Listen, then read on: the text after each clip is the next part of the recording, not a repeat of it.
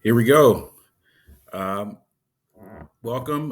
This is my first attempt to put my thoughts down on video format about kind of the current events that are happening in the Trump administration. Uh, my name is Robeson55. We'll go by that name. And kind of what I bring to the table is I'm a historian and I have a bachelor's degree in history, master's degree in history. Um, Not a professor, not a teacher by profession, but I have been wanting to share kind of the research and the knowledge that I have, um, accumulated over the years, just kind of about what we're seeing with current events.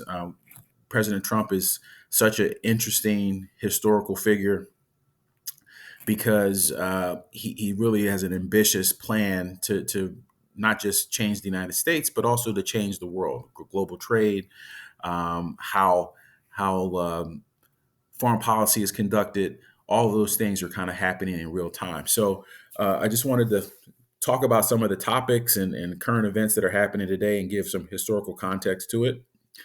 First off is Trump threatening or suggesting that Canada will become the 51st state. In order to understand that back and forth, and the outrage that is caused in Canada, and then the confidence that President Trump has that could happen or would happen, we have to give some historical context to what Canada is and what it isn't. So technically, Canada is an independent country, but it always has been under the control of the United Kingdom or the British Empire. Um, it was a colony, just like the United States was, or just like the original American colonies were under the British. But it still, to this day, retains the King of England as its head of state. It still belongs to the Five Eyes network, which the British kind of head, and is still a part of the Commonwealth of Nations, which were all former British colonies. So even though Canada may seem to be an independent nation, it also has a position in its government called the Governor General, which is an appointed position that represents the interest of the United Kingdom. So for all intents and purposes, Canada is still just like South Africa, some of these other countries, Kenya, heavily influenced by the British Empire and the United Kingdom. So these concepts, Canada as a possession of the United States, is not a new one. In order to understand kind of this back and forth, we need to go all the way back to the Revolutionary War. And at that time, the United States, the 13 colonies were fighting against the British Empire and were able to secure enough freedom for themselves to create the United States. The United States has never, though, been independent of the British economic influence, political influence, and cultural influence because of the institutions in which the British Empire or the United Kingdom have been able to control and situate into the US. So, as we go through the history of the United States, you're constantly seeing, especially in the first 100 years or so, the United States pushing back against the physical overt influence of the British Empire. And the War of 1812 is kind of the best example of that. At the time, the U.S. was still a young country. Um, we had the first U.S. Bank, first U.S. central bank, which was discontinued around 1811. And the British had control over that through its businesses, through Wall Street, which was heavily influenced by British investors and traders. And so they attacked the United States through a number of different methods. And the United States, in retaliation, sought to claim Canada because Canada was a British possession. They didn't have their own independent foreign policy. And their location is a threat to the United States, because it gives access to into the Northeast or the Midwest and the Midwest of the U.S. For military or other problems that can be caused by that border.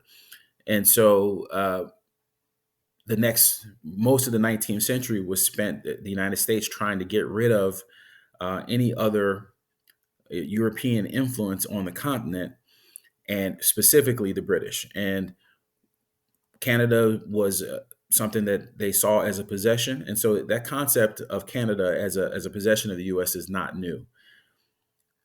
Additionally, the British had great control and influence over the Native American tribes that were fighting against the colonists and the early Americans. The Shawnee, the Cherokee, the Choctaw, the Chickasaw, the Seminole, the Creek. And so many of the Indian wars that we've heard about in history were really the American government cleaning up British influence again in the continent, and that was most of the early part of the 18th century after the War of 1812. So the Creek War, the Seminole Wars that happened, I would say everything up until probably the Spanish American War, the warfare with the Indian tribes up to that period can all be connected directly to British influence and their involvement in undermining the progress of the American experiment. So to bring that to modern day, you go to the next level, which is Secretary of State for Abraham Lincoln, Henry Seward. His original vision of the United States included Canada, Greenland, Cuba, Haiti. And so America, in his eyes, was always more than just what the current landmass that we have under possession now. Obviously, Henry Seward is known for Seward's Folly, which is acquiring Alaska. But I think that was just a kind of a step in the right direction of the expansion of the American footprint, and the rest was to be done later. So to that, all of that is kind of background to say, where does Trump get the 51st state from idea? Well, the population of Canada is only about 40 million. So that's roughly the population of California. As far as the economy of Canada, it's not it would fit within the state model. So Texas, California, New York all have GDPs of similar size or larger than Canada as a whole. The next part of that is Canada itself independently trades with its American counterpart states more so than it does with each other. So British Columbia, Alberta, Saskatchewan, Manitoba, Ontario, Quebec, all of those states, just because of the landmass and how uh, goods flow, they trade more with the American states directly to their south than they do across the Canadian country with each other. And there's many reasons why that. Obviously, the United States itself has great rivers and waterways which allow commerce to flow very easily in the interior of the states. Canada is just the opposite. They don't have the amount of navigable waterways that we do, and obviously the weather and the snow and the ice are problematic as well. So even since Canada as a territory has existed, it has always relied on the British to set favorable terms with America to produce the economic favors that Canada has relied on. So President Trump is threatening to take that away and say, listen, our relationship has to be reciprocal. It needs to stand up on its own, and we're not going to give you the economic favors that have been given to you in the past, which has always been to our detriment. So with those things taken away, Canada by itself would not be the country or the first world country that we know it to be. And so, in that scenario, the country in its current form would probably break apart. And again, when you look at places like Alberta or Saskatchewan, they probably would be motivated to join the United States on their own if the rest of the provinces did not. And so, Canada as a concept has always been conditional on British power and influence elsewhere in the world to make that territory sustainable. And so we may be coming to the end of those favors, and for the Canadian population, their best option may be to join the United States. And so that's kind of the context for President Trump. He's not just making things up out of thin air. The concept of Canada as a part of the United States goes back, to the earliest parts of the 19th century, if not prior to that.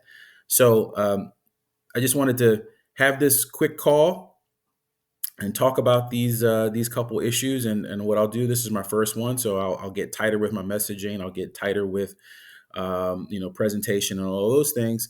But I just wanted to get things going, and I'll continue to put out content as we see more and more things happen over the next weeks and months.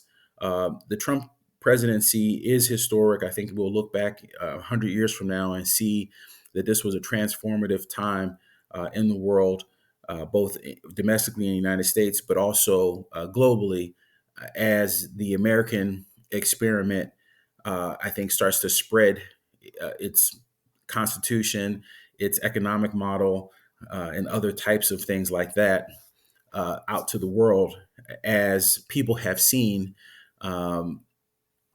that the system that we thought were free, the free world, the free Western world, has not been quite as free as we thought it was coming out of the pandemic time and some of the other events that have happened over the last 20 years. So I'm excited to kind of discuss these issues. Please send messages in the comments if you have any notes for me, and I'll see you soon.